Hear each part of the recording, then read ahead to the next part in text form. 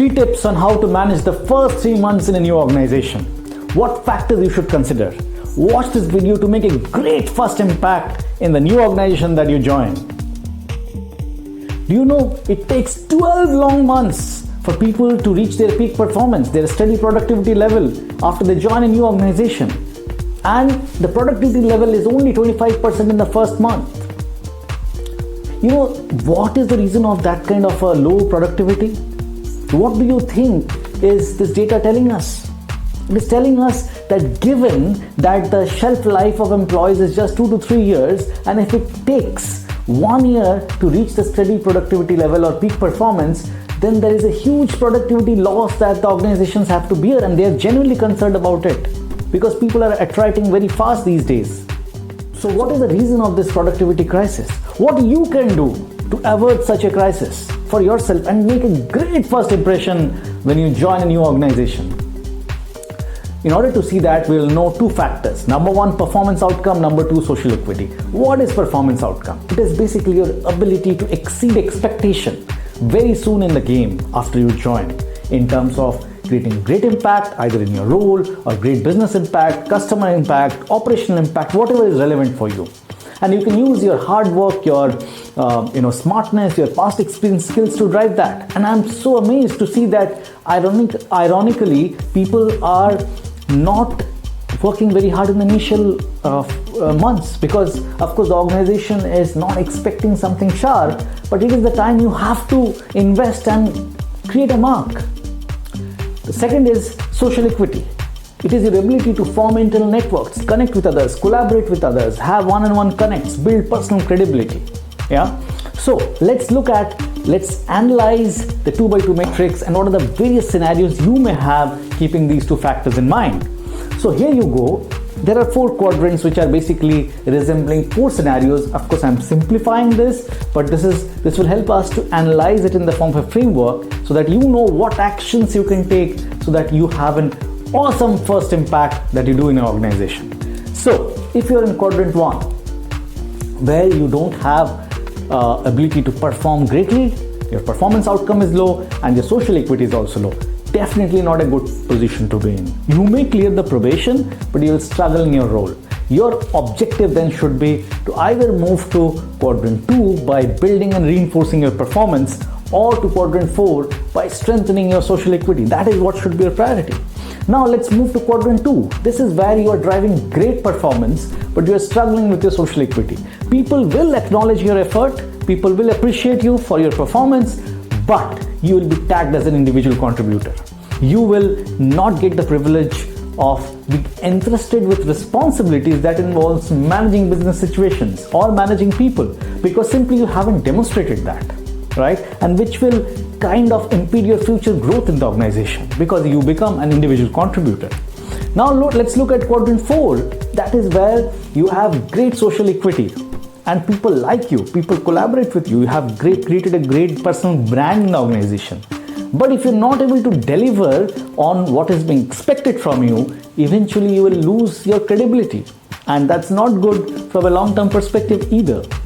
So now comes the last one, which is quadrant 3, where you have the best of both, and that is what you want to be. Great performance outcome, great social equity, great social capital, which means you're not only delivering on what is expected from you now, but from a future perspective, people see a leader in you.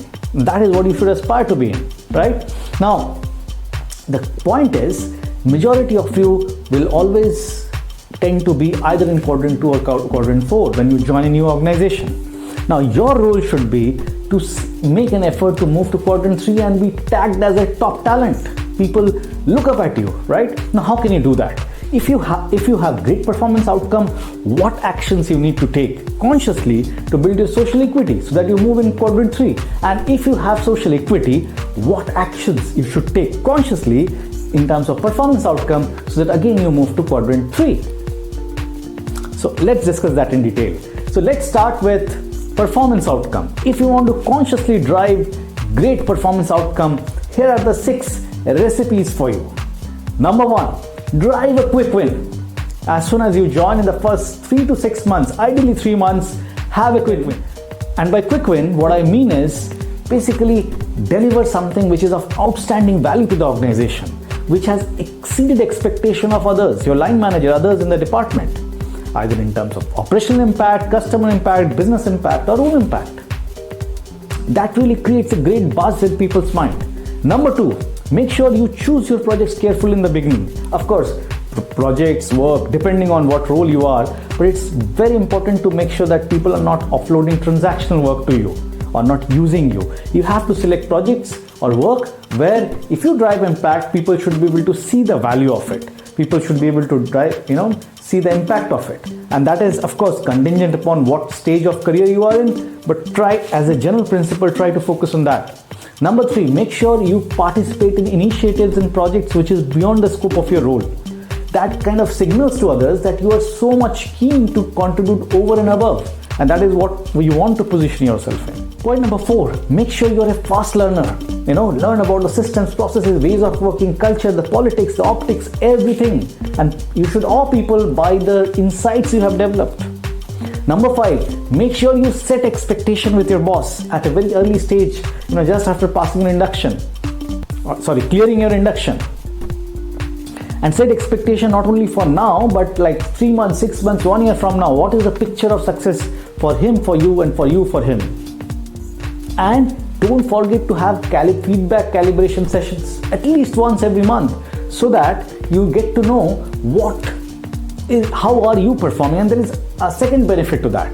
It kind of squares off your boss so that he cannot come after 9 months and say you did not do this, or hands you an average rating. He is forced to give you an outstanding rating subject to you achieving those goals, because you have kind of taken those calibrations in between, and he cannot come and surprise you and say that you did not do that. And lastly, create a personal action plan which kind of showcases and tells your boss that this is what you want to deliver, both within the ambit of your role and beyond your role, that you plan to deliver over 6 to 9 months, maybe 1 year. So create that. It impresses people that you are taking so much initiative to do that. It also makes sure that if there are certain major misalignments in what you are thinking you should do and what the bosses are thinking they should do, that gets course corrected at the beginning of your journey. Yeah. Now let's shift gears and look at social equity. And what are the 6 recipes there to build your social equity consciously? Number 1, the first 2 weeks after induction is extremely important. Make sure that you meet as many people one-on-one as possible across the department, beyond the department, within your team, and also across the hierarchy. So with your seniors, with your peers, and with your juniors. Because that is the time, number 1, you will have great connects. People are unprejudiced at you. You are a new commodity in the ecosystem, and people are there to support you, and you form great bonds which help you later in your journey. Number 2, you get to know so many insights about the politics, about people, about pay, about customers, about ways of working, and get first-hand experience from them, which probably will not be written in any policy document or an SOP, standard operating procedure. Number 2, make sure you attend, as I said in the previous case, attend initiatives, lunch and learn from other departments, because it helps you to kind of form those great connects not only within your department but also outside your department. Number 3, find a great mentor. Sometimes organizations do not have a formal mentoring process. That's absolutely fine. You can ask people for help. Of course, make sure you don't ask it to your boss or someone who has an impact on your performance, so that it is objective and apolitical. Make sure you carry yourself well. The kind of clothes you are wearing, the accessories, the bag, the shoes, their polish, the hair care, all of these things create an impression about you. Don't mess around there. I know content is important and I'm completely with you in that, but what's the harm in also managing you, kind of curating your persona so that you kind of project an impression of a powerful personality, a powerful businessman or a businesswoman. Attend meetings, attend events, within the organization or organization sponsored events, because it really helps. And lastly, make sure that you are in your boss's calendar at least once every week to discuss something meaningful, something worthwhile. 2 reasons. 1, of course, you keep calibrating, get a lot of insights from your boss. But second, you are kind of communicating with him that how much proactive and committed you are. Right? You are out of your own volition making those connects. It depends, I know, it depends on the role and stuff, but this is a general indication and suggestion to do that. And do all of these in the initial phases. So again, just to sum up, depending on whether you are in quadrant 2 or quadrant 4, your endeavor is to kind of build upon your performance outcome consciously or social equity consciously and move to quadrant 3 so that you become a top talent. That's your objective, and this is how you will do that. Great. This is what I have for you today. Now, 3 key takeaways. Focus on driving outstanding performance outcome. Exceed expectation in the early phase. B, build your social equity, build those relationships and your networks, which helps you a lot as in times to come. And 3, timing is important. The same thing, the performance outcome and social equity can be done 1 year, 2 years, but I'm talking of you nailing that in 3 months, worst case 6 months, to make a great first impact. So that's it for today. I'll request you to really share your comments and feedback, or if you have any questions on the comments box, please do subscribe to the channel so that my new videos can reach out to you. Thank you very much and stay focused.